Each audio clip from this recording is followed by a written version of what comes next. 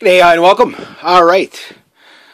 Acoustic guitar body shapes and sound differences, and how to pick a good acoustic guitar.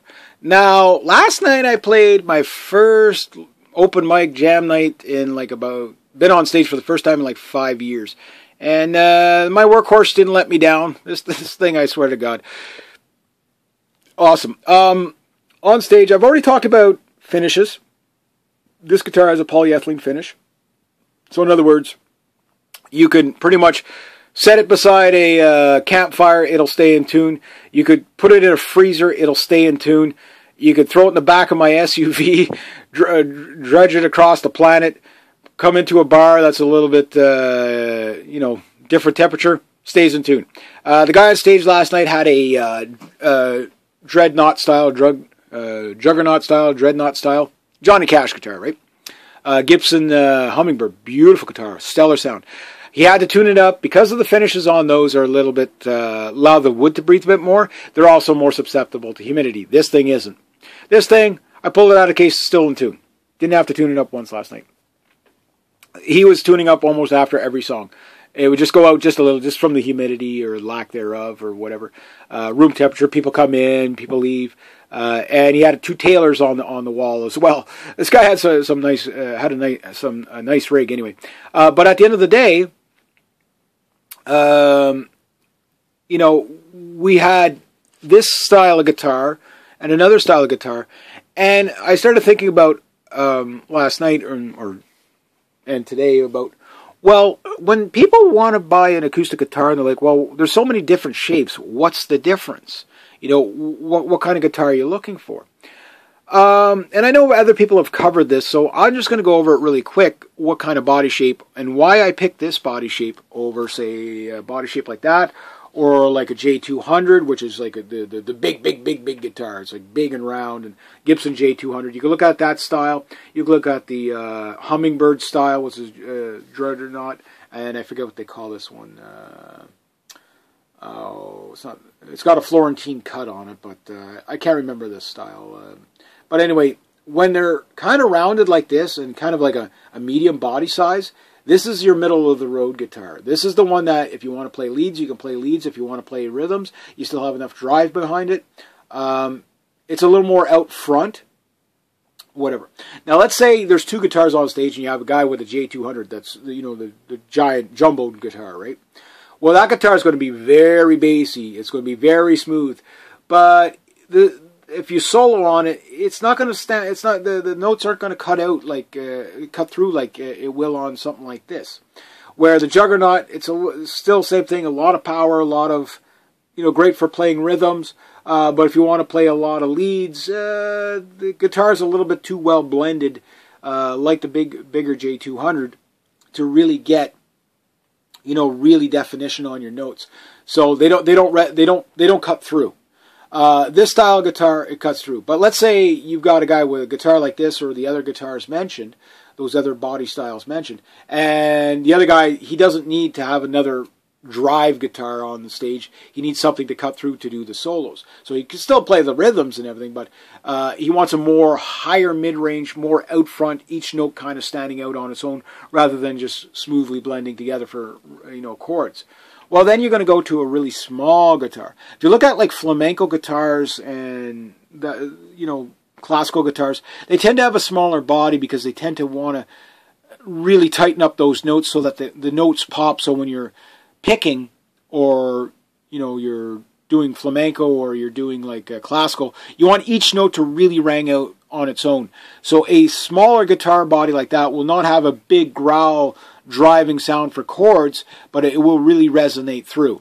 And that's why you have different style bodies guitars, as they will do different things. But a good general all around one, like let's say you want to do like a lot of chicken picking, or a little bit of finger picking, but you really want the notes, or you're doing blues or something like that. This is a really good middle of the road style guitar. I just can't. The body type is eluding me the name right now. I bought this thing in 2005. Again, First time on stage in 5 years or so, give or take. I'm not sure, maybe 6 years. Maybe it was a little more, maybe a little less. I can't remember. Yeah, it was good. Like, this thing performed flawlessly. The Dean pickup, not the best sounding. This guitar was really out front last night. What I mean by out front is that it really had a very powerful drive to it, but the mid-ranges are really up. And this guitar is a naturally mid-ranged guitar, whereas, say, like a Juggernaut or the J200 styles are naturally low-mid guitars, meaning they're very smooth, great. You know, it doesn't mean you can't play leads on them. It's just the notes are better, you know, blended together as a chord on those bigger-bodied guitars.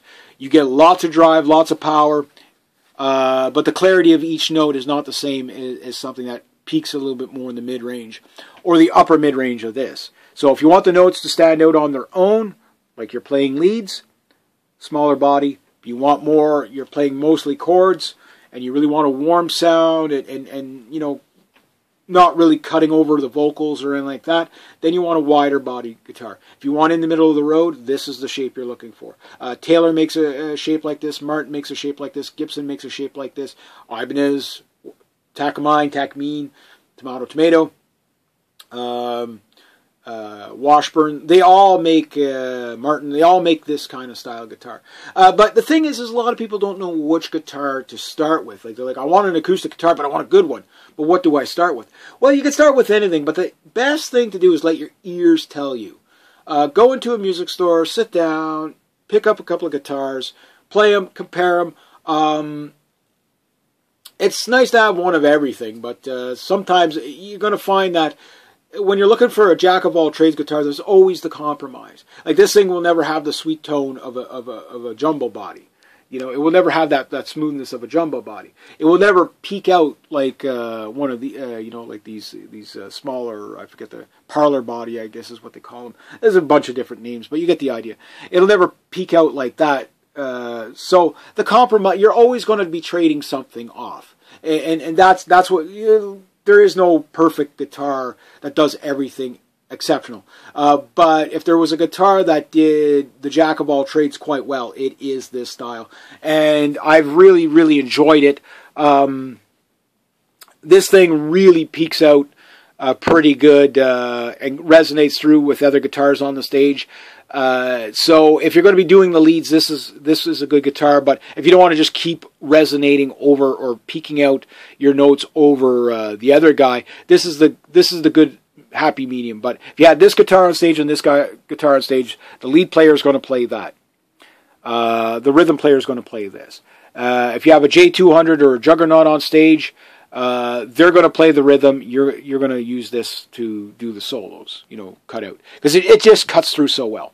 It is a nice style of guitar, but if you're just solely playing rhythms, you might want one of those jumbo guitars. You might find some people can't play jumbo guitars because they're just simply too big. Tiny women have a hard time with jumbo guitars because they're getting around them.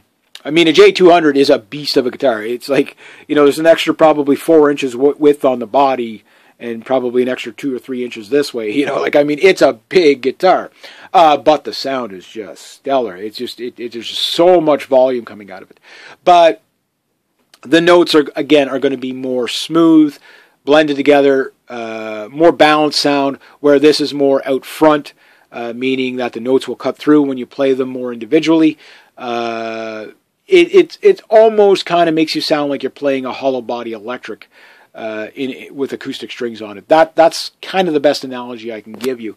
Or a jazz box. It almost has that kind of pingy out front. It's not a tinny sound. It's a great sound. It's just the notes will really, really cut through.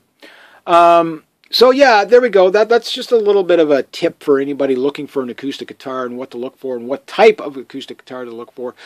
But let your ears do the picking out. But at least if you know what kind of style of guitar playing you're going to do, I tend to mix it up quite a bit. Leads. I'm more of a rock player, so this is really good for me because I can do some of the, I finger tap on this thing. You know what I mean? So it's like I need that out front sound, that good mid range, and perfect mids on this. Maybe not this specific guitar, but this type of guitar. That's what it is. So anyway, you guys have yourselves a great day.